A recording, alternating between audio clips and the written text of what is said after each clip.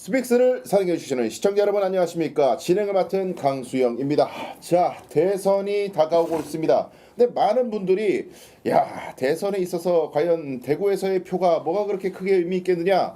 대구에서 뭐를 연구한다 그러면 다 이거 대구는 버려라. 이런 이야기 많이 하시는데 가만히 분석해 보면 지난 대선 때의 표차가 윤석열과 이재명 전 대표의 표차가 24만 표에 그쳤거든요. 대구에서는 과연 표가 얼마나 나왔었을까요? 이재명 전 후보에게. 그런 측면에서 이때까지 대선 그리고 최근에 있었던 총선까지 판세를 좀 분석하고 득표율을 분석하고 득표 수를 분석하면서 과연 그냥 뭐 대구는 필요 없어 버려 분리 독립하라 그래 라고 해야 될지 아니면 그래도 대구를 어떻게든 표를 모으고 열심히 노력해야 되는 건지 이 부분 여러분들께 오늘 집중 분석해 드리도록 하겠습니다. 자, 오늘 모신 귀한 패널들 먼저 소개 말씀드리겠습니다. 제 왼쪽에 아주 귀한 분 모셨습니다.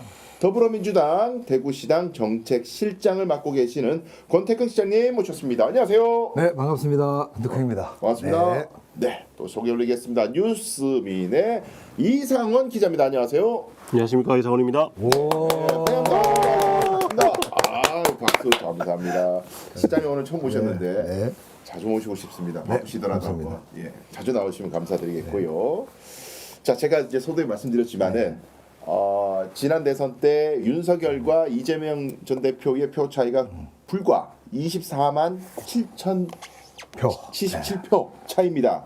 요거는 아주 백지장 같은 차이인데 궁금합니다. 네. 이때 대구에서 이재명 전 대표를 뽑았던 표 숫자가 네. 얼마 정도 될까요? 34만 5천 표입니다. 오, 네. 꽤 되는 거예요. 그러니까 그죠? 맞습니다. 네. 이게 무시할 표가 아닙니다. 네, 그리고 이제 그 당시 심상정 후보도 출마를 네. 했지 않습니까? 네. 심상정 후보가 받았던 표가 3만 1천 표 정도 됩니다. 오, 두 분 표를 합치면 37만 6천 표 정도. 이야, 네, 대구에서도 많은 시민들께서 네. 민주당 이재명 후보와 심상정 후보에게 표를 주셨다. 네. 네. 그러니까 이걸 두고 그러니까 대구 경북 답이 없는 동네 버려 이렇게 했다가는 큰일 난다는 거예요. 아, 큰일 나죠. 이번 조기 대선의 승부처는 확실하게 대구 경북이다라고 네. 자신 있게 말씀드렸습니다. 그렇죠. 지난번 대선 때 저는 대선이 끝나고 난 다음에 그렇게 기사를 쓰기도 했는데 당시에 이재명 후보가 득표했던 득표율을 전국적으로 다 비교를 해보면은 재밌는 게 대구랑 부산 네. 두 군데 빼고 다 득표율이 올랐어요. 전년 그 문재인 대통령이 당선됐을 때보다 득표율이 다 올라갔거든요. 네. 그런데 대구랑 부산에서만 득표율이 떨어졌어. 근데 그 떨어진 득표율에 합을 더하면 묘하게 윤석열 당시 후보랑 이재명 후보의 전체 득표율의 차이가 0.7% 정도 났잖아요. 0.73. 예. 0.73% 차이 났는데 네. 그 떨어진 합을 더하면은 묘하게 0.73%가 나와요. 그러면 뭐 그렇게 조금 억지가 있지만 억지가 있죠. 억지가 있지만 대구에서 세계 최초 분석입니다. 대구에서 잃어버린 표가 그렇죠. 대구와 부산에서 잃어버린 표가 어쩌면은 이재명 당시 후보가 윤석열 대통령에게 지는 결정적인 역할을 했을 수 있다. 그러니까 이게 단순히 대구 뭐 저기 답 없는 동네라고 하면서 포기하고 버려놔 버리면은 네. 결정적인 순간에 또 발목 잡힐 수 있다. 그게 중요하네요 이게. 저는 이상훈 기자 정확한 말씀 주셨는데 제 아내가 수학을 가르치거든요. 네. 예. 우리 아내 말을 받으면 80점 받는 학생들을 90점 올리기는 정말 어렵다. 하지만 20점 받는 친구들을 40점, 50점 받는 것은 너무 쉽다. 네. 근데 왜 이러한 상식적인 것을 민주당이 전략적으로 신경을 쓰지 않느냐. 대구는 대선의 승부처다. 예. 이렇게 알려주더라고요. 근데 또 그렇게 생각하시는 분들이 있을 수도 있어요. 그러니까 이번 대선은 어쨌든 탄핵 대선이니까 이전에 문재인 대통령이 대통령에 당선됐던 때처럼 거의 뭐 사실상 민주당이 승리할 가능성이 매우 높은 선거 아니냐. 그러면은 그렇죠. 대구, 경북 정도 뭐 그냥 무시하고 가도 충분히 대통령 되는데 뭐 굳이 신경 써야 되냐. 이렇게 생각하시는 분들이 많을 수도 있어요. 그렇죠. 근데 그게 이제 제가 좀 험한 말을 섞겠습니다. 존나 나이브한 생각인 거예요. 이게 양당의 그 양진영이 결집하는 상황에서는 이게 이번에 뭐 압도적인 표차로 이긴다 이런 얘기를 하지만 그러면 뭐 좋겠습니다만은 이게 사람이 항상 긴장을 해야 되는 거예요. 이재명 전 대표는 그렇게 마음을 놓고 있지 않다는 얘기를 제가 들었어요. 맞습니다. 네네. 철저히 투표율까지 긴장해야 되고 간발의 차로 승부가 갈릴 수 있는 가능성이 여전히 있다고 보고 선거 전략을 짜야 한다. 저는 그렇게 들었거든요. 사실 이제 현장에서 지난 대선을 치렀던 저희들 입장에서는 그날 개표일 밤 11시까지는 이기는 걸로 확인을 하고 있었거든요. 네. 그래서 그 지난번 대선 때 치맥시켜서 맥주 한 잔 먹고 근데 12시 넘어가면서 싹 뒤집어지는 그렇죠. 거예요. 예. 아, 이게 끝날 때까지 끝난 게 아니구나. 그 지금도 이번 대선도 뭐 탄핵에 대한 조기 종식이나 새로운 대한민국을 바라는 국민들께 많은 표를 주시겠지만 여전히 대한민국의 현재 정치 상황을 보면 네. 51대 49 구도가 이어지는 건 현재 상황이거든요. 그 저는 이제 이러한 상황에서 대구 경북에서 충분하게 민주당 후보가 득표를 올릴 수 있는 이 지점에 대해서 민주당 중앙이 전략적인 판단을 하는 것이 매우 중요하다. 그렇습니다. 그때랑 또 다른 게 뭐냐면 그때는 문재인 대통령이 될 때는 이 다자구도였잖아요. 후보들이 많았고 그 후보들이 대부분 다 경쟁력이 크고 작게 다 있었어요. 그렇기 때문에 표 분산도 크게 일어날 수 있었는데 이번에는 사실 정당들에서 대부분의 정당, 특히 조국혁신당에서 후보를 내지 않기로 하고 이러면서 다자구도가 아니고 많아야 삼자구도, 뭐 그 외에 군수 후보들이 나오겠지만 거의 득표력이 없다라고 봐야 될 거고, 국민의힘과 더불어민주당 그리고 지금 이준석 후보가 한 10% 남짓 나오잖아요. 그러니까 요 표가 어떻게 될 거냐를 좀 살펴봐야 되는 상황에서 막판에 진짜 이준석 그리고 국민의힘 후보가 뭐 단일화하는 모습을 보여준다거나 이런 어떤 그림을 그리면서 뭔가 시너지 효과를 낸다면 또 막판에 어떤 상황이 벌어질지 알 수 없는 상황이긴 하거든요. 방심하면 안 된다는 그렇죠. 그렇기 거죠. 때문에 네. 이게 이재명 후보가 실제로 마지막까지 방심할 수 없다는 생각을 하고 계시다면은 정말 그건 적절한 판단이다. 그렇기 때문에 대구 경북에서도 전략을 매우 고심해야 된다. 그렇죠. 네. 맞습니다. 그 저희 데이터를 좀 소개해드리면 흥미로울 것 같습니다. 참고적으로 이제 16대에 노무현 대통령이 당선될 때 이회창 후보하고 표 차이가 57만 표 차이였어요. 근데 그때 당시에 대구의 민주당과 민주노동당 표를 합치면은 한 28만 표 정도가 됐었습니다. 그 다음에 이명박이 대통령이 될 때 표 차이가 이때는 좀 많이 벌어졌어. 정동영하고 530만 표 차이나 났고, 근데 이때는 민주당하고 민노당 합치면은 한 10만 표 정도밖에 안 됐어요. 그래서 대구에서 정말 뭐 28만 표, 10만 표 이렇게 얻다가 18대 박근혜가 이제 대통령이 될 때 문재인 후보였죠. 당시에 표차가 100만 표 정도 됐는데 이때 대구에서 30만 표가 넘어갑니다. 문재인 후보를 맞습니다. 네. 뽑았던 지지하는, 표가 네. 30만 표가 이제 처음 넘어갔어요. 민주당계 처음으로 후보가. 돌파가 됐죠. 네. 19대에 문재인 대통령이 될 때 홍준표와의 표차가 이때 550만 표 났거든요. 탄핵 전국이었죠. 이때도. 네. 근데 이때 대구와 정의당의 투표수를 합치니까 득표수가 41만 표 정도, 거의 2만 표 가까이 돼요. 대구에서 민주당과 정의당의 표수가 합친 게 40만 표를 41만 7천 표. 네, 거의 42만 표 가까웠죠. 네. 표가 굉장히 이제 늘어나죠. 계속 늘어나는 거예요. 대구에서 이제 소위 말해서 민주진영의 표가 계속해서 늘어나는데 문제는 20대 때 윤석열이 대통령이 될 때 이재명 뭐 아까 말씀하셨지만 이재명 전 후보 대표와의 표차가 24만 표 정도 되는데 이때 대구에 34만 5천 표가 이재명 전 대표에게 그리고 정의당이 3만 표 정도 해서 다 합쳐서 37만 표 정도 된다. 그래서 줄었어요. 그 전보다 표가 줄었고 주목할 건 이제 마지막 선거가 22대 총선. 이제 총선 때 표를 제가 보니까 민주당에게 이제 비례대표 기준으로요. 비례대표 때 정당 투표하지 않습니까? 정당 지지율을 보니까 민주당이 17만 표 정도 되고요. 조국혁신당이 14만 7천 표 정도. 녹색정의당이 2만 3천 표인데 요거 다 더하면 한 34만 표 정도 됩니다. 그래서 완만하게 문재인 대통령이 당선됐을 때에 비하면 대구에서 표가 완만하게 줄고 있어요. 계속 조금씩. 민주진영을 다 합치면 뭐 민주당만 통계를 내면 또 숫자 달라질 수 있지만은 어쨌든 한 34만 표 정도의 약간 박스권에 갇혀 있는 거 아니냐. 그래서 민주당 네. 독자적으로 보면 한 34만 표 정도. 근데 이제 강 변호사님 지표를 말씀해 주셨는데 네. 저희들이 봤을 때 전반적인 분위기는 대구 경북은 이제 느리지만 네. 우상향하고 있는 이제 그래프가 역대 선거 지표로 나와요. 민주당을 기준으로 하면 그렇다는 거죠. 그렇죠. 네.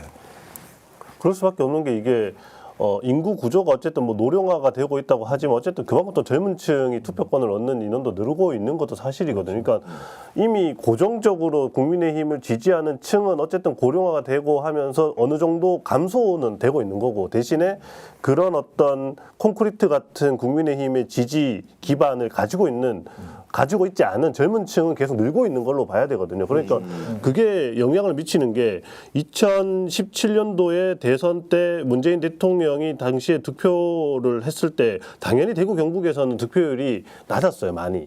당연히 많이 낮았는데 그럼에도 불구하고 동네별로 이렇게 분석을 해보면 50%가 넘어가는 데가 있었거든요. 경북 같은 경우에. 경북에 있었는데 거기가 김천의 율곡동이라는 곳이었습니다. 거기 혁신도시죠. 혁신도시죠. 젊은 사람 많은 맞아요. 그러니까 젊은 사람이 많은 곳에서 특히 지지율이 민주당에 대한 지지율이 많이 나오고 있다는 것만 봐도 이 득표율이 이 득표하는 표가 증가하고 있는 이유가 어느 정도 분석이 되는 거죠. 그러니까 젊은 사람들을 대상으로 소구가 되면 그만큼 더불어민주당에 대한 더불어민주당을 선택할 수 있는 여지의 폭이 늘어날 수 있는 상황인데 그걸 놓치고 그냥 하던 대로 하게 되면 이 박스권을 벗어나기가 쉽지 않다. 이렇게 봐야 되지 않을까 생각이 됩니다. 좀 전에 강 변호사께서 이제 비례 후보 중심으로 국회의원 선거 네. 분석을 하셨는데 이건 다르거든요. 왜냐하면 이제 총선 때 비례 투표는 정당들이 워낙 많기 때문에 민주당이 받는 표가 당연하게 줄 수밖에 줄어듭니다. 없죠. 하지만 지역구에 출마하는 이제 총선 후보들의 표를 더하면 그 훨씬 높죠. 그거보다 그래서 지난 그렇게 분석해야 21대 되겠네요. 총선 과정에서도 저희 대구의 12개 후보들 네. 그 당시에는 이제 진보당 후보도 나오고 기본소득 후보도 나오셨거든요. 지난 네. 총선에서는. 네. 그래서 그분들 득표율이 평균 25에서 30% 사이였기 때문에 훨씬 이제 득표율이 높아진 거죠. 그리고 또 고무적인 것을 보면 지난 6회 때 예. 지방선거를 했거든요. 그렇죠. 대구시장으로 김부겸 후보가 출마하셨는데 그 당시 김부겸 후보가 받았던 득표율이 40.33%예요. 표로는 41만 8천 표. 7회 지방선거 때 임대훈 후보가 대구시장으로 나왔었는데 그때 받았던 이제 득표 수가 45만 8천 표입니다. 그래서 이제 앞에 말씀하신 부분이 이제 지표로 있는데 전체로 보면 네. 대구 경북에서 민주당이나 진보 진영, 민주 진영을 지지하는 시도민들의 표수가 숫자로 증가하고 있는 건 명확한 거죠. 그러니까 그것만 봐도 어쨌든 45만 표 정도가 지지할 수 있는 여지가 있는 거잖아요. 그렇죠. 근데 대선만 되면은 34만이나 30만 표로 쪼그라드는 이유는 어쨌든 대선이 전국판이다 보니까 전국 판세에 어떤 영향을 받는 스윙 보터가 한 10만에서 15만 정도가 있다는 얘기거든요. 그러면 이 사람들을 끌고 올 수 있는 전략을 고민을 해야 된다는 건데 솔직히 지금까지 대선에서 대구 민주당 에 대한 그런 전략적 고민이 부재해오지 않았나. 민주당의 대구 선거에 대한 네. 대구에서 대선에 대한 네. 대구가 어떤 전략이 좀 부재하지 부재하죠. 이거는 제가 기자로서 한 8년 제가 박근혜 대통령 대선부터 지켜봤으니까 대선 이번 포함하면 네 번째거든요. 네 번째 대선을 지켜보온 결과 민주당이 대구에서의 전략이 좀 부재하다. 이거는 확실하게 짚고 가야 된다. 그럼 이제 우리가 문제 분석을 하기 위해서 현상을 제가 하나 이제 재밌는 거를 최근에 이제 스토리를 제가 이제 직접 경험한 이야기를 들려드리면은 지금 이제 내란을 겪었지만은 대구는 여전히 뭐 여론이 그렇게 바뀌지 않고 오히려 이제 그 집결하는 분위기입니다. 윤석열에 대한 보수가 집결하는 분위기예요. 예전에 이제 박근혜가 탄핵됐을 때하고 분위기가 전혀 다른 것 같아요. 집결을 하고 있고 그다음에 제가 이제 범어역이라고 이제 대구에서 그래서 이제 법원이 있고 제 사무실이 있는 동네에 이제 지하철을 타기 위해서 가고 있는데 전혀 모르는 어떤 할아버지가 갑자기 저한테 대뜸 이제 손으로 어깨를 확 갖다 밀면서 야, 네 역전용사 나오는 맞지?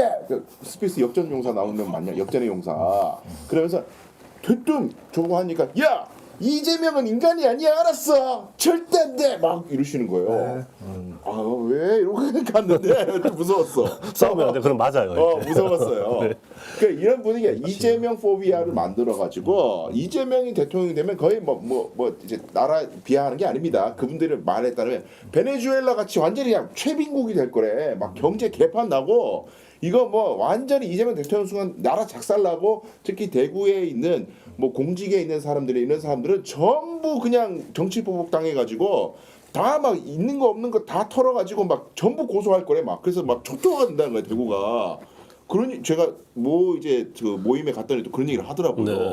그런 이제 출혈이에요. 가짜 뉴스들이 대구에 엄청 퍼지고 있긴 한데 네. 조금 이성적으로 이제 판단하시는 분은 또 생각이 다르신 것 같아요. 어쨌든 조금 전에 이상원 기자님 이야기처럼 대구에서 민주당 후보가 최소 34만 표에서 네. 최대한 45만 표까지 받을 수 있는 이제 그 상황은 있다. 네. 다만 이제 민주당이 대선이라는 이 양대 진영이 총 집중하는 이 선거 구도에서 대구에 대한 전략을 어떻게 짤 거냐. 그렇죠. 따라서 34만 표에 머무를 수도 있고 45만 표까지 확장될 수도 있는 상황이 가변적으로 열려 있다라고 보는 게 정확할 것 같고 네. 또 대구 시민들의 이제 생각도 많이 바뀌신 것 같아요. 지난주 금요일 11일 날 갤럽이 이제 정당 지지율 조사를 했는데 예. 대구 경북의 경우에 민주당을 지지하시는 시도민들이 26%, 조국 혁신당이 3%, 국민의힘이 47%, 네. 무당층이 18%거든요. 그래서 민주당과 조국혁신당이 합치면 거의 30% 가까운 시도민들의 정당 지지가 지금 확인되고 있는 상황이고 또 무당층이 18%나 된다는 것은 윤석열 내란과 파민 이후에 대구 시민들의 인식도 변화가 보여지고 있다라고 확인되는 거죠. 네. 그래서 이제 중간에 그 뭐라 그럴까? 아, 나는 국민의힘도 싫고 민주당도 싫어. 지금 일단 나는 관망하겠어. 이런 부동층 있잖아요. 그렇죠, 그렇죠. 이제 여기 이제 중원을 잡아야 되는데 이 중원을 잡는 자가 승리하는 건데. 맞습니다. 혹자는 이렇게 얘기합니다. 아까 이준석 이야기를 잠깐 하셨는데 양당 아닌 제3자인 이준석이 지지율이 최근에 뭐 여기 조사를 해보니까 한 11% 나왔다. 3자 구도일 때. 국민의힘 후보 하나, 민주당 후보 하나, 이준석 이렇게 했을 때 이제 이준석이 11%가 나왔다. 그리고 이준석이 대선 출마 선언한 다음에 제가 알기로는 가장 먼저 온 데가 대구였어요. 대구 경북이죠. 와가지고 막 출근길에 인사하고 그러더라고. 맞아요. 나 진짜 보고 싶었는데 못 봤잖아. 어디 사는지 몰라가지고. 저랑 나이가 같습니다. 이준석이. 그래서 제가 나는 친구라고 생각하는데 어쨌든 근데 이제 실장님이 보시기에 개혁신당의 이준석이라는 인물이 사실 민주당이 진출해야 되는 중원을 네네. 가로막고 네. 그 중원의 부동표를 이준석이 싹 대구에 한정했을 네, 때 네, 흡수한다. 이런 전망도 있거든요. 네, 그리고 이준석의 경쟁력 어떻게 보십니까? 실제 이제 그런 부분이 있을 수 있다라고 이제 보여지죠. 다만 이제 이준석을 지지하는 표의 중심은 네. 국민의힘에 실망한 어차피 대구에서 민주당을 찍지 않는 아. 분들이 이준석 쪽으로 가는 것이지 예. 이것이 민주개혁 진보를 지지하는 시민들의 표가 이준석으로 가는 것은 불가능할 거다. 그렇죠. 어차피 저희들 고민은 이 34만 표의 기본 베이스에서 45만까지 어떻게 확장을 시킬 거냐 하는 부분에서는 우리가 개혁신당 이준석보다 훨씬 더 많은 접점들을 만들 수 있을 거다. 이렇게 예상은 됩니다. 그렇죠. 그 아까 이야기하셨던 그 부동에 들어가는 10몇 프로 되는 정도 되는 그 사람들이 아마 개혁신당의 이준석 후보를 지지할 가능성이 좀 있는 건데 그 외에는 이미 민주당이나 조국혁신당을 지지하고 있다라고 밝히고 있는 분들은 웬만하면은 그쪽으로 갈 리가 없죠. 대부분 다 이재명 대표를 지지할 거다라고 보면 되는 건데 그러면 저는 여기에서 이 민주당이 정교하게 이준석과 나는 다르다. 실력이 있다라는 걸 보여줘야 된다고 생각해요. 특히 이제 젊은 층한테 뭐 어쨌든 이준석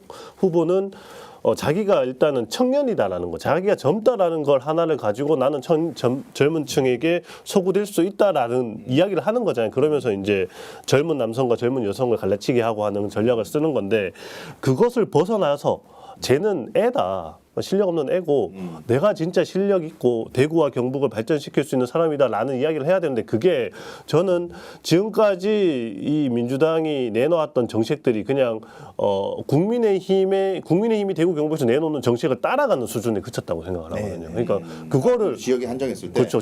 우리 지역만 놓고 보면은 그러다 보니까 이게 변별력이 안 생기는 거예요. 어차피 똑같은 정책을 내놓고 있다면은 우리가 친하고 대구 사람 입장에서는 내가 잘 알고 내가 친한 국민의힘 의원들, 국민의힘 사람들을 지지해 주는 게 더 전략적으로 낫지. 굳이 쟤들을 난 잘 알지도 못한 쟤들을 지지할 이유가 있나라고 생각할 수밖에 없는 거거든요. 그러니까 다른 진짜 완전 이 국민의힘이 짜놓은 이 패러다임, 이 정책적 패러다임을 벗어나는 새로운 전략, 대구 경북을 발전시킬 수 있는 전략을 가지고 와서 보여주고 실현할 수 있다는 걸 보여줘야 그게 대구 경북의 젊은 사람들을 이렇게 이끌어갈 수 있는 전략이 될 수 있는 거거든요. 그런데 지금까지 민주당은 그런 모습을 보여주지 못하기 전 너무 답답해요. 근데 이제 네. 요 맥락에서 그러면 이런 게 있어요. 홍준표의 전략을 보면은 약간 소확행 느낌으로 인기 영합적인 얘기를 많이 메시지 던지는 거고, 나는 대통령 되면 사형을 집행할 거야 막 이런 얘기 하잖아요. 막 흉악범들 다 죽여버릴 거야 막 이런 얘기하면 사람들이 와 이런 얘기들.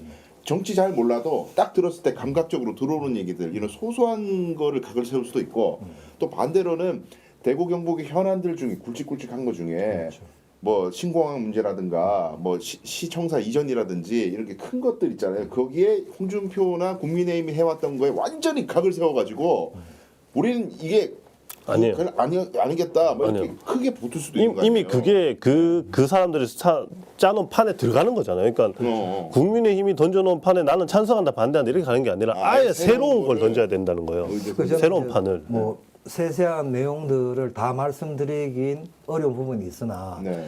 이상훈 기자님이 지적하셨던 그 부분에 저희들이 초점 맞추고 있습니다. 오, 그래서 그래요? 이번에 이제 민주당 대선 후보의 정책 공약, 특히는 대구에 대한 비전은 그 포커싱을 중심으로 저희들이 준비를 하고 있고 이제 후보 확정이 되면 바로 시민들에게 말씀을 드릴 예정입니다. 기대해 보겠습니다. 그래서 핵심은 저희들이 국민의힘이 지금까지 진행해왔던 정책들을 저희들도 하겠습니다. 예컨대 지난 20대 대선에서 이재명 후보 공약 중에 하나가 TK 신공항이 그렇죠. 조속히 완성될 수 있도록 네. 저도 최선을 다하겠습니다. 이렇게 던진 거예요. 근데 이거는 홍준표, 이철우 국민의힘이 가져왔던 대구 경북의 공약이기 때문에 그렇죠. 이거는 저희들이 이야기를 해서 이슈를 만들어줄 필요가 없는 거죠. 그렇죠. 네, 그래서 오히려 이제 저희들 입장에서는 지난 보수 독점 50년 동안 대구 경제가 완전히 몰락지경에 와 있거든요. 그래서 대구 경제를 리모델링 할 수 있는 이러한 경제 산업 정책, 또 대구 같은 경우에도 보면 수성구와 서구는 완전히 지역 내 빈부 격차가 엄청 심합니다. 그렇죠. 이런 지역 불균형을 어떻게 극복할 거냐에 대한 문제. 또 대구에 있는 많은 청년들이 1년에 10,000명씩 수도권으로 일자리에서 떠나거든요. 네. 이 청년들을 대구에 정주하게 할 수 있는 요건이 뭐냐? 이거는 괜찮은 일자리와 정주 여건과 청년들의 창업을 지원하는 이런 부분들이 세트로 종합적인 지원이 되어야지 청년 대구에 정주할 수 있다고 그러죠. 이러한 부분들을 집중적으로 이번에 준비를 해서 네. 정말 대구 민주당이 대선 때 몇 가지 공약을 던진 것이 아니라 홍준표가 이야기했던 대구 미래 50년이 아니고 민주당표 대구 비전을 가지고 시민들에게 말씀을 드리려고 준비하고 있습니다. 그러니까요. 사실 근데 이제 더불어민주당의 큰 어떤 선거판이랄까 구도는 지금 이런 거죠. 내란 세력의 청산, 내란의 청산. 그렇죠. 그건 당연히. 이제 심판. 이게 아주 대명제인데 이제 저도 그 동의하거든요. 그래서 그 구도 이외에 다른 구도로 흐리는 것은 적절치 않다고 저는 생각하고, 뭐 특히 개헌 얘기 이런 거 하면서 막 아주 부적절하다고 생각하고 저도 이제 많이 비판을 해가지고 뭐 전화도 받고 그러고 있는데, 근데 이 지역에 한정했을 때는 내란 세력의 다르죠. 종식 이거는 별로 관심이 없어요. 대구에는 이게 그게 아니라 워낙 지역 경제가 어렵고 인구가 작년에도 뭐 10,000명 넘게 줄었다고 제가 알고 있고 취업자 수도 3만 명 이상 줄었다고 알고 있어요. 그러니까 이게 완전히 그 경기 지수도 최악이고 모든 지표가 뭐 다 전국적으로 어렵다 해도 대구가 특히 정말 엉망진창인데, 그렇죠. 근데 이런 상황에서 이걸 변화된 이게 그 사람들이 또 정치에 대한 효용성이 되게 낮단 말이에요. 내가 뭐 누구를 뽑든지 간에 뭐 대구에서 크게 바뀔 건 없고 그냥 뭐 정치는 크게 관심 없고 어차피 다 거기서 거긴데 난 내 할 일을 열심히 하자 뭐 이런 분위기가 팽배해 있잖아요. 저희들이 이제 대구 시민들하고 말씀을 나눠보려고 하는 지점은 네. 정권을 바꿔주세요. 민주당 정권을 만들어주세요. 이런 이야기보다는 정말 대구의 경제가 몰락하고 있고 우리 대구 시민들의 민생이 파탄지경에 와 있거든요. 그러면 대구의 경제 산업 문화의 부흥과 시민들의 삶을 회복시키고 희망으로 만들어 가려고 그러면 우리가 어떠한 이렇게 판단을 해야 됩니까? 네. 라고 하는 질문들을 가지고 시민들하고 이야기를 해볼 생각이에요. 그래서 사실 이제 저희 입장에서는 이 대구 시민들이 이번 대선을 통해서 선택을 할 수 있는 유일한 기회가 주어진다라고 봐요. 그래서 제가 잠깐 통계를 좀 말씀드리면 작년에 저희 동북 통계청에서 8개 특광역시 이제 데이터를 가지고 경제 지표를 비교한 것이 있는데 뭐 보면은 대구가 인구는 4위예요. 그런데 고용률과 청년 고용률 모두 7위. 그리고 가구 소득 만족 만족도가 꼴찌예요.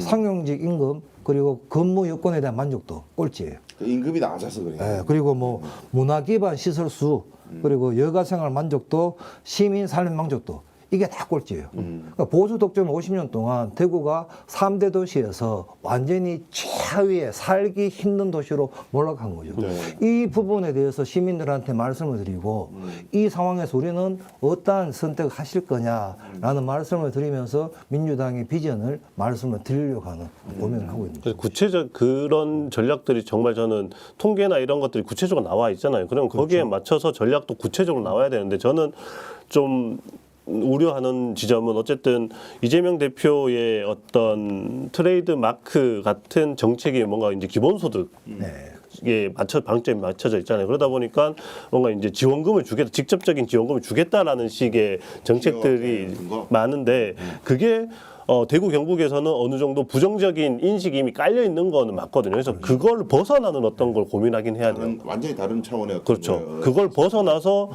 저 사람이 이번에 대통령이 된다면은 아 정말 내 삶이 작더라도 변화가 생길 수 있겠구나라는 게 느껴질 수 있는 어떤 지점들을 찾아야 되거든요. 근데 솔직히 저는 말은 이렇게 하지만 뭐라고 제가 제안 드리기는 쉽지 않아요. 쉽지 않은데 저희들이 준비를 한 3개월 해왔기 때문에 네. 딱 후보 확정이 되고 난 다음에 네. 바로 말씀을 너무 기대가 되는데요. 김 한번 불러주세요. 아, 그래요? 네네네. 아니 이게 또 기대하게 만드시네. 기대가 아니 돼요. 어떤 고민이냐면 저는 이 기자님 말씀에 100% 공감하기 때문에 네. 지금 저희들이 전국적으로 민주당이 가져가는 뭐 K 이니시티브 또는 뭐 기본소득 이런 문제는 전국적인 이슈로 갈 거예요. 그래서 이것이 대구에 앞에 말씀드렸던 34만 표에서 45만 표까지 이 구간을 45만 표로 만들 수 있는 효과는 없거든요. 그래서 대구는 대구 시민들에게 효능감 있는 정책으로 34만을 45만으로 땡겨 올리는 이 구체적인 대구의 전략이 필요하다라는 고민이 크거든요. 그렇죠. 그래서 그 준비도 이제 거기에 맞춰서 지금 하고 있는 중이다. 그리고 우리가 이제 생각을 해보면 이준석이 이제 여기 새누리당이 아니죠. 국민의힘. 때 자기 대표됐을 때도 국민의힘인 네, 국민의힘이었죠. 네, 국민의힘 갑자기 헷갈렸네. 네.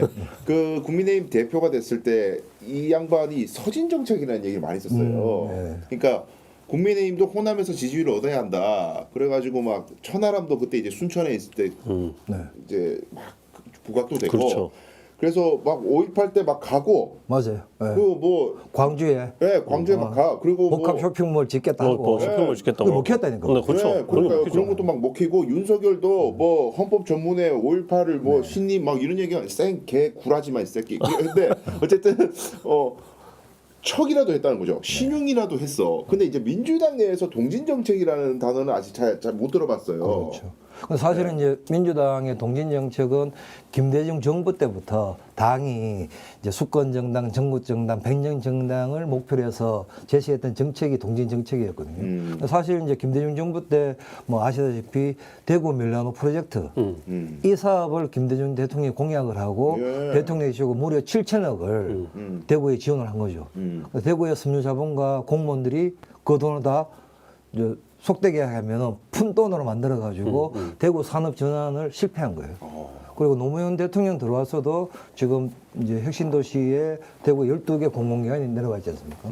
이런 국가 균형 발전에 따른 대구 지원을 이제 한 거죠. 그 문재인 대통령 때도 우리 대구 산업선부터 시작해서 엑스코스 네타 면제 이러한 부분들을 쭉 한 거죠. 뭐 로버트스 필드도 대구에 확정을 해주고 이런 부분들은 이제 잘 모르시는 거예요, 시민들이. 그렇죠. 환기가 안 되는 거죠. 그래서 이러한 이제 부분들을 환기도 시키면서 정말 현재 대구에서 앞에 말씀한 청년 정책이 되든 또는 산업 정책이 되든 여성 정책이 되든 복지 정책이 되든 이러한 부분들에 대한 대구표 정책을 이재명이 제시하는 이 과정이 매우 이재명이 아니라 민주당 대선 후보가 제시하는 과정이 꼭 필요하다. 그것도 있고 이건 나중 이야기이긴 하지만 어쨌든 그렇게 한 다음에 방금 이야기하셨던 그런 것들이 시민들한테는 제대로 인식이 안 되는 게 민주당이 했다. 그렇죠. 뭐 민주당이 이렇게 대구를 발전시키기 위해 이런 것들을 했다라고 인식되지 않는 게 사실 그걸 다 대구시가 가지고 가서 먹기 때문에요.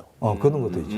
대구시가 우리가 했다고 하면서 이렇게 던지거든요. 아 그런 현수막 볼 때마다 막 짜증나 죽겠어. 그러니까 그냥. 그거를 이건 나중 일이긴 하지만 전략적으로 잘해야 되니까 이게 중앙정부에서 컨트롤할 수 있는 거잖아. 이거는 야 너희 다 몰고 있어. 우리가 먼저 풀하기 전에 너가 언론에 먼저 풀어 우리가 다 없는다.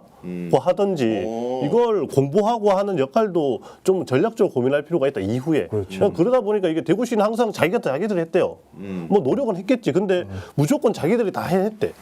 중앙정부가 중앙정부가 어떤 역할을 해놨다라거나 이런 이야기는 잘 안 해요. 국민의힘이 해냈어. 국민의힘이 한 거야. 무조건 대통령이 민주당이 되면은 그때는 더 해요. 그게 이건 무조건 우리가 한 거예요. 그렇죠. 그렇기 저는 때문에 이제, 그런 것도 고민이 좀 필요하다. 저는 스픽스가 되게 이제 소중한 게 이런 이야기를 해줄 수 있는 지역의 언론이 유호수민과 스픽스 빼고는 눈에 잘 안 보여요. 왜냐 그러면 이 기자님 말씀하셨듯이 대구시에서 어떤 예산을 올리더라도 국회에서 동의가 안 되면은 그 예산 배정이 안 되잖아요. 그렇죠. 현재는 180석 이상이 사실은 야당이 갖고 있어요. 거기다 민주당이 172석이에요. 민주당이 예산에 대한 동의를 안 해주면 대구시와 지자체에 올라간 모든 정부 예산 배정이 안 되게 돼요. 그러니까 이걸 민주당이 많이 지원도 해주고 도와도 준단 말이죠. 그럼 대구 시민들이 대구 정치에 대해서 야 민주당 우리도 너희를 좀 도와줄 테니까 대구에 좀 더 신경을 써줘.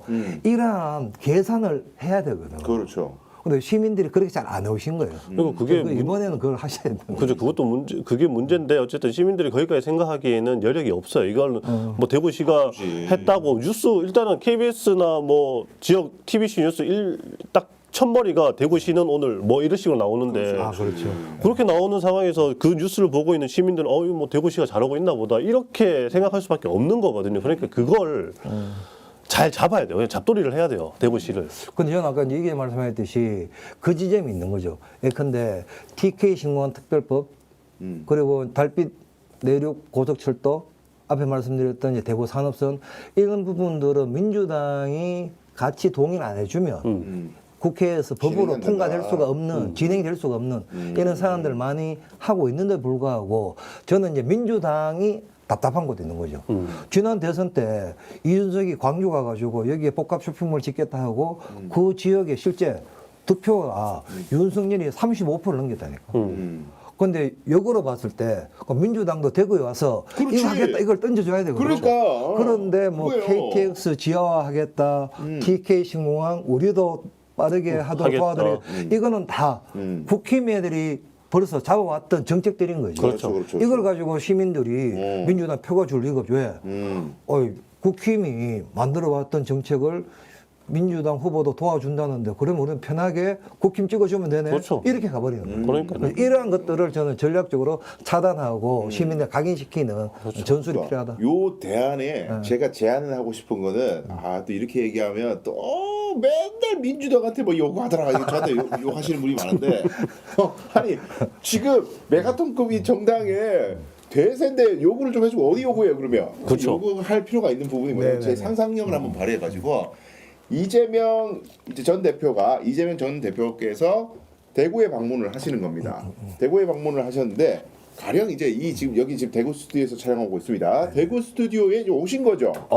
대구 스튜디오에 여기 앉아 계시고 좋다. 이제 전철 실장님 여기 계시는데 여기서 이제 저하고 이제 방송을 같이 하는 거예요. 근데 이재명 전 대표가 여기 앉으셔가지고 대구의 문제점과 현실과 이거를 막 꿰고 있는 말씀 쫙 하시는 거예요. 좋죠.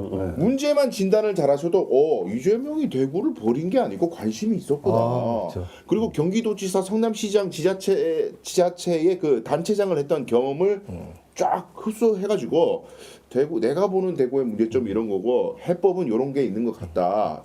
아까 말씀하신 대로 국힘이 이미 벌려놓은 사업 이런 거 말고요. 완전 새로 태어난 패러다임으로 대구에 이런 걸 하면 좋을 것 같다. 나도 신경 쓰겠다라고 이재명 대표께서 쫙 한번 풀어주면은 좋잖아.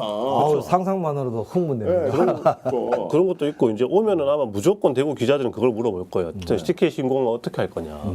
저거 지금 이 정도까지 추진이 됐는데 이 상황에서 민주당이 밀어줘야 되고 네가 해줘야 될 게 이게 있는데 이거 해줄 거냐 이렇게 물을 거거든요.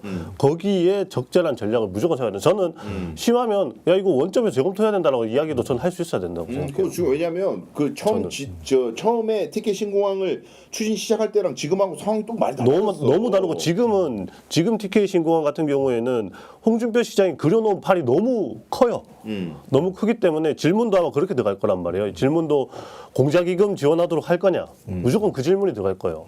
그 질문에 말리면은 이건 그냥 홍준표 시장이 그려놓은 판에 빨려 들어가는 것밖에 안 되거든요. 그렇지. 그러니까 아예 판을 돌려서 질문은 무조건 나올 거예요. 그럼 그 질문에 대해서 대응을 뭐 진짜 심하면은 원점에서 재검토하자 이거는 뭐 국비를 아예 지원하는 것까지 부산처럼 국비를 지원하는 것까지도 고려할 수 있지만 이거는 지금까지 진행된 방식에 대해서는 원점 재검토가 필요하다는 이야기도 할 수가 있어야 되는 거다고 저는 생각을 해요. 시장이 이게 이제 받아가지고 저 들은 생각이 언론에서는 자꾸 대구 경북의 그 가장 큰 현안이 신공항인 것처럼 이야기를 하고 기자들이 질문하는데 저는 아직까지도 시민들을 만나보면 관심이 없어요. 그죠, 관심 없어요. 신공항이 되든지 말든지. 근데 홍준표는 신공항이 만들어지고 지금 현재 대구국제공항의 후적지, 그러니까 공항 뒤쪽에 있는 그 넓은 땅을 막 개발하면은 천지가 개벽해가지고 대구에 일자리가 막 쏟아지고 막 개발돼가지고 대구 경제가 막 하늘로 날아갈 것처럼 홍보했는데 그거 아니라는 거 알잖아요. 대구 시민들도 아무도 안 믿어 그거를. 그래서 이게 사실 신공항이 되고 안 되고가 별로 그렇게 시민들은 관심을 별로 안 가지는데 와가지고 첫 질문이 그거일 가능성이 있다는 그렇죠. 거는 이거는 이제 함정이거든. 언론이 그렇게 만들어 가거든요. 그러니까 아무 관심 없어 시민들은 솔직히. 그래서 다른 진짜 완전히 그거는 뭐 검토해 보는데 그게 중요한 게 아닙니다. 아예 이제는 그게 중요한 게 아니라 지금 대구 경북이 진짜 심각한 문제는 이거고.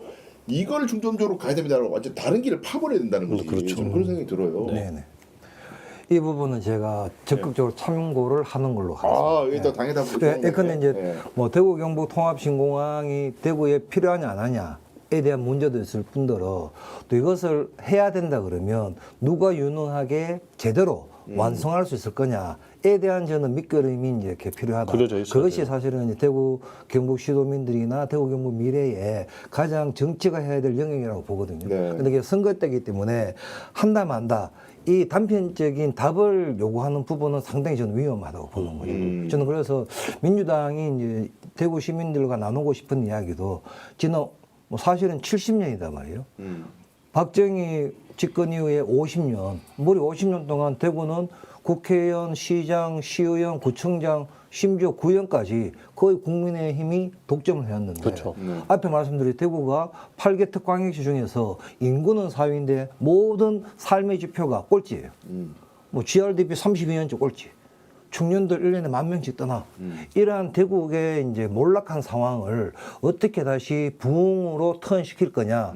이게 저는 이제 민주당이 대구 시민들에게 제시해야 될 비전과 이제 내용이다. 그렇죠. 지난번에는 사실 저희들도 했는 게 사실 뭐 저희들이 반성적으로 이제 커밍아웃을 하면 저도 이제 대구에서 국회의원도 나가보고 했지만 캠페인을 하면 대구 시민 여러분 일당 독점을 막아주세요. 그렇죠. 이제 대구에도 12명 국회의원 중에 1명의 야당 의원이 민주당 의원이 필요합니다. 이렇게 캠페인을 했단 말이죠. 저 이게 너무너무 이제 반성이 되는 거죠. 그게 아니라 정말 정치가 우리 시민들에게 효능감과 희망을 줄 수 있는 이런 내용들로 접근을 했어야 됐는데 저희들은 정쟁의 방식으로만 캠페인을 해온 거죠. 그렇죠. 이거에 대한 이제 저희 반성들이 워낙 크게 있기 때문에 이번 대선은 이제 그거와 다르게 시민들과 소통을 해야 되겠다. 그렇죠. 민주당이 유능하다는 걸 보여줘야 되는 거죠. 국민의힘보다 더 유능하고 우리가 더 잘 먹고 잘 살게 해줄 수 있다라는 걸 적어도 대구 경북에서는 그 이야기를 해야지 맞습니다. 올라오지.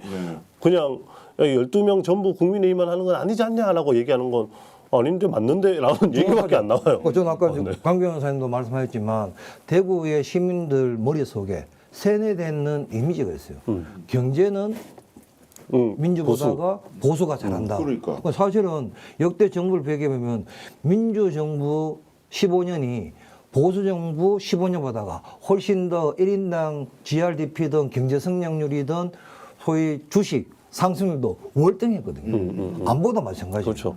보수는 안보에 강하지만 진보는 안보에 취약하다. 하지만 문재인 정부 때 세계 군사력 6위로 올라온 거죠. 그리고 국방비 예산도 민주당 정부가 훨씬 더 훨씬 많이 쓰죠. 투자한 거예요. 이런 이제 상황이고 민생도 마찬가지죠. 예컨대 뭐 그 역대 정부 자살률 이런 거지 않습니까? 네. 비교해 보면은 보수 정부 때 우리 국민들께 자살하는 자살률이 1.2배 더 많아요. 이런 상황들이 있음에도 불구하고 대구 시민들이나 국민 일반에는 민주 정부는 경제와 안보와 여기에 좀 무능하다. 이러한 이제 동어말을 저희들이 구체적인 내용을 네네네네. 좀 설득하고 끼어가는 과정들을 좀 밟아야 되겠다. 그리고 이제 말씀하신 거에 이제 보태자면 제가 중요한 부분도 지적하고 싶은 것이 이 내용을 들여다보면은 생각을 바꿀 만한 여지가 많단 말이에요. 많죠. 근데 이게 알려지지 않는다는 거야, 문제는. 그렇지. 이게 왜 알려지지 않는지를 잘 생각을 해야 되는데 결국 근데 제가 이제 방송 활동을 하고 이렇게 하다 보니까 느낀 바가 뭐냐면은 진짜 메신저가 중요한 것 같아요. 그래요, 맞습니다. 아무리 컨텐츠가 좋아도 네. 이게 잘 포장되어 있는 맞습니다. 이 선물 바구니 안에 있는 컨텐츠하고 그냥 이제 저 같은 신문지로 그냥 대충 말아가지고 듣보잡 새끼가 뭐라고 하는 거랑 아주 예쁜 포장지로 쌓이는 거랑 같은 귀한 컨텐츠라도 사람들이 까보지를 않는다는 거야. 강수영이가 얘기하는 걸 안 까본다는 거거든. 맞아요. 그래서 이제 꼭 대구에 와서 저는 이제 메신저가 아까 제가 이재명 전 대표도 말씀을 드렸지만은 가령 이제 제가 지금 말씀드리고 싶은 거는 조국혁신당의 박은정 의원 같은 사람이에요. 좋죠. 네. 왜냐하면 지난번 총선 때 어쨌든 조국혁신당에 표가 많이 갔어요, 대구에서도. 근데 이번에 후보를 안 냈잖아요. 네. 후보를 조국혁신당이 안 냈는데 그러면 조국혁신당이 나름대로 대선에서 뭔가는 역할을 할 거고 방관하지는 않을 거 아니에요. 뭔가 역할을 할 건데 박은정 의원이 대구 출신이잖아요. 원화여고 나왔나? 원화여고. 그렇죠. 원화에 나오셨나? 그렇죠. 그래서 대구에 이제 지금은 이 내란 종식 뭐 윤석열의 조기 퇴장 여기에 조국혁신당이 완전히 이제 매몰된 인스턴트 정장의 이미지가 강한데 이제 대중적인 스타가 됐죠, 박은정 의원이. 근데 이제 대구에 고향에 내려오셔가지고 또 마찬가지로 여기 스튜디오에 여기 앉으셔가지고 여기 앉으시는 거야 이번에. 여기 앉으셔가지고 여기는 이제 차국은 이제 대구시당 위원장이 또 차국은 의원이라고 있습니다. 조국혁신당 계십니다. 두 분이 앉으셔가지고 이 대구에 대한 이야기를 막 하시는 거지. 그래가지고 또 대구의 문제점과 이런 것들을 또 짚어주면서 아 이렇게 중앙 정치 유력한 좋은 메신저도 대구에 관심이 있고 말씀하신 그런 콘텐츠를 풀어주시면 저는 도움이 되면 됐지. 도움 되죠. 왜 그게 뭐 막 큰 손해가 될 것 같지 않거든요. 그렇죠. 그러니까요. 우리 저도 조국혁신당에 이제 박은정 의원님들 계시고 말씀 차규근 위원장님 현역 의원이었습니다. 이분이 다 대구 분들이세요. 그래서 저 대구 분이잖아요, 그분도. 민주당을 봐도 걸출한 정치인들이 많아요. 예컨대 뭐 김부겸 전 총리부터 시작해서 추미애 전 장관 그리고 그 홍일학 전 의원도 의원도 계시고 있고, 네. 또 현재 삼선으로 하고 있는 뭐 이재정 의원, 건칠성 의원, 그 박일철 의원. 또 요즘 민주당에 좀 핫한 이제 여성 의원인 강신호 의원 있는 분이 대부분 다 고등학교 때까지 대구에서 졸업하시고 가신 분들이거든요. 네. 저는 이런 분들이 이번에 후보가 대구를 방문하기가 되게 어렵습니다. 지난 대선은 정기 대선이기 때문에 저희들이 경선을 한 5개월 정도를 했었거든요. 그러면 대표님, 그 후보가 한 2번 경선 때 방문하고 또 본선 때도 방문하고 이게 요즘 지금 선거는 이제 이렇게 50일도 채 안 났기 때문에 후보가 전국을 다니기 너무 어려워요. 하지만 조국혁신당이나 민주당의 대구 출신 의원님들이 서울에 그 180명 있는 의원들 사이에서 뭐 성대위에 직책 하나 잡고 있는 거 하지 말고 대한민국의 새로운 시작은 대구에 변화했다 이런 각성을 하셔가지고 대구로 오시는 거지. 그렇죠. 그래서 대구 그게 시민들 필요해요. 만나면 대구 시민 되게 좋아하시더라고요. 그렇죠. 그게 필요해요. 그리고 특히 저는 기자로서 좀 부탁을 드리면은 제발 좀 난 그 얘기 하려고 그랬어. 첫마디로 GRDP 꼴찌 대구를 뭐 이런 식으로 시작을 하는 이야기 좀 그만하고 그러니까 다 그거 알아. 우리 꼴찌인 거 아니까 뭐 할 건데 너희. 오케이. 맞아. 그 이야기를 좀 했으면 좋겠어요. 그 이야기를 발언을 할 때도 그 이야기부터 시작을 해서 그리고 나서 뭐 GRDP 꼴찌이지 않냐 이런 식으로 하면서 정리를 해주는 게 맞지. 항상 GRDP 꼴찌인데 너희는 항상 국민의힘만 찍으니까 안 돼. 이렇게 끝나. 그러면은 그래서 뭐 할 건데? 그럼 뭐 너희는 뭐 할 건데. 그렇죠.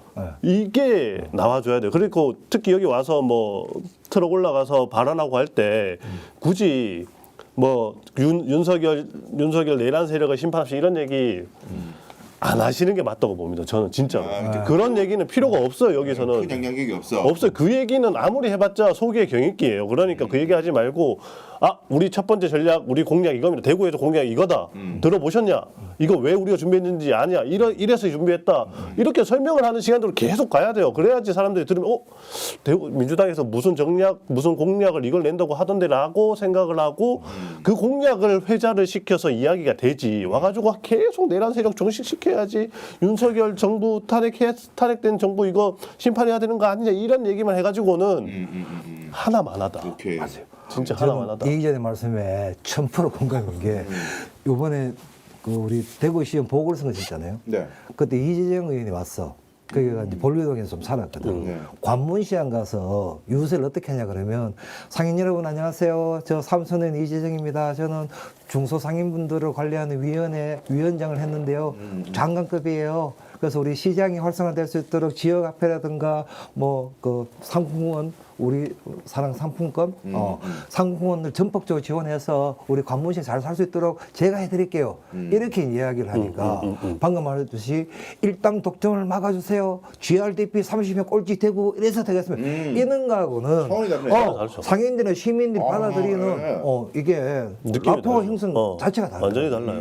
그 저는 그래서 이제 많은 의원이 오셔가지고 또 자기 출신 동네가 계시잖아요. 수성구 가시든 또는 뭐 달서구 가시든 가시면 그 동네에서 저 여기 원하요가 나왔어요. 막 해가지고 맞아요. 쫙 스퀴집 하면은 저는 대구 시민들도 지금 시민들이 좀 혼란의 상태였다고 봐요. 네. 아 이게 윤석열 이놈은 아닌데 야 국힘당을 더 이상 찍어줘서는 대구에 희망이 없겠는데 그런데 또 민주당을 찍기에는 찍어본 경험이 없어. 그럼 이분들이 이번 대선을 통해서 그 경험을 하도록 만들어 주려고 하는 모티브가 필요한데 저는 그 무도부죠. 모티브가 방금 이재명 말씀 그런 내용으로 네. 진짜 좀 셀럽 조금 이제 이렇게 알아주는 분들이 오셔가지고 시민들을 만나면 뭐 대선에도 도움이 되겠지만 대구 시민들 인식 변화에도 상당한 성과를 낼 거다. 그러면은 제가 제안을 하나 하겠습니다. 요 아이디 누구세요? 받아가지고 불러. 더불어민주당에서 말이죠. 홈커밍데이 한번 하시죠. 홈커밍데이. 오케이 좋습니다. 대구가 고향인 더불어민주당 정치인들, 조국혁신당 정치인들은 나를 한번 잡으셔가지고 홈커밍데이 해가지고 각자 나고 자란 동네에 가셔가지고요 인사하고 그 다음에 여기에 집결하셔가지고 여기 꼭 아니었는데 하여튼 모처에 집결하셔서 제발 서문시장 이런 데 가지 말고 거기가 민심의 1번지가 아닌데 자꾸 서문시장 가. 그것도 그렇게 말리는 저희들 거예요. 그랬으니 네. 후보 오시더라도 스문시장은 절대 안 간다. 그러니까 거기 말리는 거예요. 하나도 거기가 민심의 1번지가 아니에요. 그 그러니까. 윤석열 이거 어퍼컷 하러 가는 데지 아무 관련이 없어. 오히려 삼성 창조혁신센터 가서 청년을 만날지언정 그럼요. 그렇죠. 서문시장은 절대 가지 않는다. 그래서 거기를 가든지 수성보수에 가든지 해서 시민들, 젊은 시민들을 만나는 게 맞고 저는 아까 신공항 얘기 잠깐 했지만 신공항 이야기를 탈피할 수 있는 다른 방법으로도 그걸 할 수 있어요. 그러니까 이거는 스픽스 말고 저희 뉴스민이니까 아, 네. 뭐 뉴스민이랑 같이 안 하셔도 좋습니다. 그냥 이재명 대표든 누구든 와서 시민들 직접 만나서 물어보는 걸 했으면 좋겠어요. 아, 이 공항 문제에 대해서. 그냥 내가 직접 들었다. 그게 되잖아요. 명분이 생기잖아요. 내가 직접 와서 몇 시간 동안 돌면서 적어도 1시간이든 30분이든 돌면서 시민들 10명 만나서 물어서 신공항 하는 거에 대해서 어떻게 생각하냐, 아니면 공항 나가는 거에 대해서 어떻게 생각하냐 물어보고 반응을 직접 들어보면은 야 내가 물어보니까 모르는 사람이 더 많던데. 야, 그럼 이거를 하는 게 맞아? 이렇게 가야지. 그냥 여론조사가 몇 프로고 이런 거 말고 직접 그리고 그런 현장에 기자들 데리고 가야 돼요. 기자들 데리고 가서 기자들도 그 현장을 목격할 수 있도록. 그러면은 기자들도 같이 봤잖아. 같이 봤으니까 그거를 반박할 수도 없고 당연히 그 판에서 이야기를 할 수밖에 없는 거예요. 네. 근데 그 판은 판대로 놔두고 기자들은 기자들대로 만나고 이러면은 이제 따로 놀게 되는 거죠. 그러니까 이걸 좀 정교하게 전략을 짜서 이미 꾸려져 있는 판을 깨려면 이걸 깨기 위한 전략은 진짜 정교하게 들어와야 되거든요. 그렇지. 그렇게 좀 왔으면 좋겠다. 역전하려면은. 전 너무 대구 제가 뭐 민주당을 이렇게 얘기하니까 너무 정말 제가 민주당 지지자처럼 보일 것도 같은 전략을 짜주는 지지자처럼 보일 수 있지만 저는 지금까지 뭐 이런 얘기하면 스픽스 욕먹을 수 있겠지만은 5개 정당을 다 찍어봤습니다. 민주당도 찍어봤고 국민의힘도 찍어봤고 정의당도 찍어봤고 다 찍어봤어요. 무소속도 찍어봤고 저는 다 찍어요. 나한테 도움이 될 것 같으면 다 찍거든요. 그러니까 근데 지금까지 민주당이 저한테 대선에서만큼은 뭔가 나한테 도움이 된다고 생각이 되는 대구에서 없었어. 소명감으로 찍어야 되는 건 안 돼. 아니요. 뭐 대구에서 내한테 뭐 네. 직접 뭔가 도움이 될 것 같은 게 없었어. 그러니까 그걸 좀 느낄 수 있는 전략을 좀 짜서 와주면 좋겠다. 네. 저 애 아빠입니다. 애 아빠한테도 도움이 되는 전략. 애 아빠시잖아요. 네. 전략들이 좀 오면 좋겠다. 아, 기자분들에게는 그 공약 꼭 해야 돼요. 제가 중앙캠프 홍보본부장이면 후보의 동선에 꼭 지역 기자분들을 잘 모시겠다. 이거 지난번에 워낙 내가 당연하죠. 인원을 많이 들은 그래요? 이야기를 정말 문제가 있었죠, 정말 지난번에? 필요합니다. 네. 우리 그 홍준표 시장에게 이제 애라는 별칭 얻은 이제 이애 기자님이신데 제가 매번 소개해드리지 않습니까? 홍 시장 딱 근처에 오면 뭐 누구? 저 뉴스민 좀 만약에 국민의힘 후보가 홍준표 후보로 결정이 된다면 특히 이제 뭐 민주당 후보는 언론과 이렇게 친밀한 관계를 유지하는 게 중요해요. 홍 후보는 이미 첫날 나왔잖아요. 기자들한테 홈 붙이고 하는 게 나왔잖아요. 정신 나갔어 내가 아니, 보기에는. 어쨌든 뭐 본인은 나는 내가 직접 유튜브로 나가서 이야기하고 국민들 직접 만나서 내가 이야기하기 때문에 기자들 필요 없어 이런 입장인데 그러면 그렇게 하시라고 해요. 근데 민주당은 그렇게 하시면은 안 된다. 기자들을 적으로 돌리면은 안 된다. 내가 진짜 말씀드리겠습니다. 만약에 홍준표 전 시장이 경선을 통과해가지고 국민의힘 후보가 안 될 것 같은데 된다면 정말 제가 대구 MBC 대리해가지고 진짜 직사게 싸웠잖아요. 그 홍준표의 언론가는 정말 엉망진창이야. 이제 이걸 제가 부각시킬 거예요. 이 정말. 기자님 말씀하시는 거 이제 다시 복귀가 되는 게 지난 대선 때 제가 이제 경선 어레인지를 좀 했었는데 네. 많은 이제 대구 지역 기자분들이 이제 이렇게 좀 민원으로 문제제기 하신 게 후보가 움직이면 중앙 기자들이 같이 움직이거든요. 근데 후보 일정이나 이런 게 지역 기자분들한테는 바로바로 전달되거나 소통이 안 돼. 그리고 중앙 취재 내는데 그 지역 기자분들도 후보가 오면 네. 대선 후보하고 직접적인 인터뷰나 활동을 취재를 하셔야 되는데 이게 그때 되게 부족했다고 비판들을 많이 하셨거든요. 이번에는 더 어려울 거잖아요. 어쨌든 기간 자체가 짧기 때문에 더 어려울 건데 그러면 적어도 후보 직접이 아니어도 후보와 매우 가까운 그러니까. 당직자들, 뭐 김민석 최고나 아니면 뭐 이런 분들이라도 계속 뭐 지난번에 와서 달에 한 번씩 내려온다고 하셨잖아요. 지난번에 아시아 포럼 와서. 김민석 최고는 뭐 4월 말이나 5월 초 정도에 또 대구를 방문하실 계획이 있으신 거죠. 그래서 그런 거라도 계속해서 기자들이랑 접촉면을 넓히는 것도 중요할 겁니다. 네. 그래요. 이게 이제 우리가 생각해 보면은요. 그 대구에 좀 더 신경을 써달라, 민주당이 더 신경 써달라 이런 얘기를 이제 선거판에서 하게 되면은 혹자들은 그런 얘기예요. 지금 선거가 백중세고 지금 굉장히 그 엄밀한 시국인데 대구 아무리 내려간들 표 별로 안 나오는데 내려가면 뭐하냐. 그 시간에 수도권 한 번이라도 도돌아가지고 표를 얻어야지 이런 얘기하는 사람이 있단 말이에요. 백중세일 때는 그런 얘기를 해 또. 근데 여유가 있어도 그러니까 여유가 있으면 있으면 여유가 있어도 안 와. 여유가 있어도 안 와. 여유가 있어. 그 가서 뭐 자꾸 여기 와봤자 효용이 없다는 생각을 정치인이 하게 되면은 특히 진보 진영에 있는 정치인이 또 어차피 대구 가봤자 효용이 별로 없어.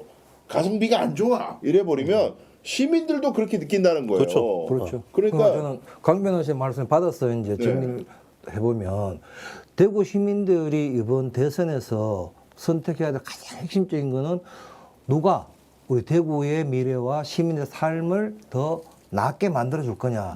이게 선택의 이제 포인트가 돼야 된다. 네. 그래서 돌아보면 국민의힘은 선거 때 75% 이상의 표를 가져가지만 실제 대구에 투자를 안 합니다. 왜냐 그러면 대구는 개판을 쳐도 내란을 일으켜도 그렇죠. 찍어주니까 나가는 인식이 얘들한테 있는 거죠. 네. 근데 역으로 또 민주당은 정말 대구 시민들께 죄송한 이야기지만 민주당은 뭘 해드려도 민주당이 했다는 걸 몰라. 왜? 국민의힘 국회의원들이나 시장이 지가 해도 다 언론프로 해버리니까 여기는 투자를 해도 투자 대비 소출이 별로 안 나와.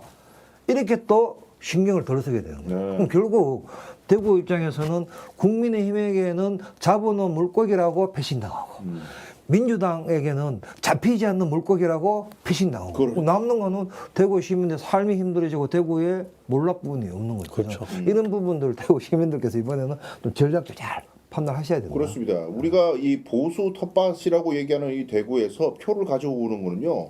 9배의 효과가 있는 겁니다. 원래 보수 찍어야 될 표가 가져온다 그러면 이거 효과가 굉장히 큰 거거든요. 2표 가져가는 거죠. 그러니까. 그러니까 이게 지금 아까 다시 한번 강조드리지만은 27만 표 차이로 지난 대선이 승부가 갈렸는데 대구에서 보통 나오는 표가 34만 표에서 45만 표 차이가 나온다. 진보 진영에 대한 표가. 그렇다면 이거를 과연 가볍게 여기고 그건 뭐 신경 쓰지 마. 그건 어차피 뭐 답도 없는 동네인데 그렇게 예면에서는 절대 안 된다는 말씀을 우리 세 명이 몸 놓아 이야기를 하면서 호소 드리면서 오늘 방송을 마치도록 그래서 하겠습니다. 이제 한 말씀만 네네. 드리겠습니다. 정말 대구 시민들에게 꼭 이제 부탁드리고 싶은 말씀이 대구에서 민주당을 하거나 뭐 조국 혁신당을 하거나 진보 정당을 하는 정치인들이라고 하는 분들이 개인의 뭐 일신의 영달을 위해서 대구에서 야당 정치 하지는 않거든요. 영달할 거면 서울 갔죠. 그렇죠. 네. 그래서 이제 사실 이런 거죠. 저희가 대구를 위해서 민주당이 집권당이 되고 또 최대 의석을 가지는 국회의 여당이 되면 대구에 있는 민주당 의원들이나 뭐 조국혁신당 의원들이 중앙당에 대구에 뭔가를 좀 제대로 지원해야 된다. 대구 시민의 삶을 좀 바꿔야 됩니다. 이렇게 스피커를 좀 키워야 되잖아요. 네. 그런데 아쉽게도 역대 대선 19대도 그렇고 20대도 그렇고 우리 민주당 후보가 받았는 총 득표율을 100으로 봤을 때 대구 시민들이 주신 표는 2%가 안 돼요. 그러니까 중앙당이 봤을 때 야 전국 대선에서 민주당이 대구에서 받는 게 2%밖에 안 되는데 경북도 2%밖에 안 돼요. 합쳐도 4%에서 4.1%야. 이러면 지역에서 대구와 시민들과 함께 미래를 준비했던 우리 민주당, 뭐 조국혁신당 의원들이 또는 지역위원장들이 중앙당에 가서 대구를 위해서 뭘 해주세요 하기가 민망해지는 거죠. 좀 그래서 우리 대구 시민들께서 집권 여당이나 다수 이제 이렇게 정당들이 대구나 시민들의 삶을 바꿀 수 있는 이것을 좀 해낼 수 있도록 만들어 주시기 위해서라도 이번에 대선에서는 전략적인 좀 판단을 해 주시기를 간곡히 부탁을 드리겠습니다. 저도 한마디만 더 드리면은 네. 그 방금 2%라고 얘기하셨지만 사실 대구 경북에서 가지고 가는 이 승리는 2% 이상이에요. 그렇죠. 그러니까 2% 이상이라는 건 왜 그러냐면 이 대구의 보수 정치 기반, 그러니까 국민의힘 콘크리트 이 정치 기반이 무너지는 것에서부터 정치의 발전이 시작이 되는 그럼요. 거거든요. 그리고 대한민국의 발전, 그러니까 그렇죠. 더불어민주당의 지지자, 그래 더불어민주당의 당직 그리고 뭐 국회의원 정치인들이 정말 대한민국을 발전시키고 한 발 더 나가게 하고 싶다면 사실 여기부터 무너뜨려야 돼요. 여기서 항상 발목이 잡히잖아요. 맞아. 여기서 버티면서 국민의힘을 지켜주니까 국민의힘이 떵떵거리면서 자기 할 말 하면서 자기가 심지어 내란까지 일으키는 거잖아요. 그러니까 이걸 못하게 하려면 이걸 가능하지 않게 하려면 여기를 무너뜨리는 걸 해야 되고 그건 그냥 표로 2% 이상의 가치가 그럼요. 있다라고 생각을 하셔야 됩니다. 대구에서의 승리는 대한민국의 승리가 될 수 있는 거예요. 그런 그렇죠. 정치개혁의 민주당에서 승리는. 마무리자 시초가 될 수밖에 없는 거예요. 그거 없이는 안 된다고 필수 조건이라고 얘기하기도 저는 혼자 적절하다고 생각합니다. 병법에서 그렇죠. 상대 진영의 본진을 공격하지 않고 전쟁을 승리할 수는 없어요. 그렇죠. 네. 이번엔 전쟁을 승리해야 됩니다. 그러니까 이거 자꾸 제가 말씀드리는데 하여간 토착 외구들 분리 독립해라 이런 얘기 제발 하지 마시고 응원 좀 많이 해주세요. 맞습니다. 진짜 똥 싸고 있는 사람들 많아요. 피똥 싸고 있다고 열심히 아니 진짜 한다고. 독립 시키든지 아니면 정말로 독립 정말 시켜주든지 그냥 아예 그냥 진짜 그래요. 하여튼 근데 우리 시장님이 그 정책 개발에 대한 여러 가지 기대감을 심어주셨기 때문에 제가 이제 경선판에서 또 다시 한번 모셔가지고 진짜 구체적으로 어떤 이야기를 준비했는지를 또 꼬치꼬치 여쭙도록 하겠습니다. 장시간 시청해 주셔서 감사합니다. 또 뵙겠습니다. 감사합니다. 오늘 방송 어떠셨습니까? 마음에 들었다면 구독, 좋아요로 스픽스를 응원해 주십시오. 여러분들의 구독, 좋아요는 가장 큰 힘이 됩니다. 스픽스 구독, 좋아요.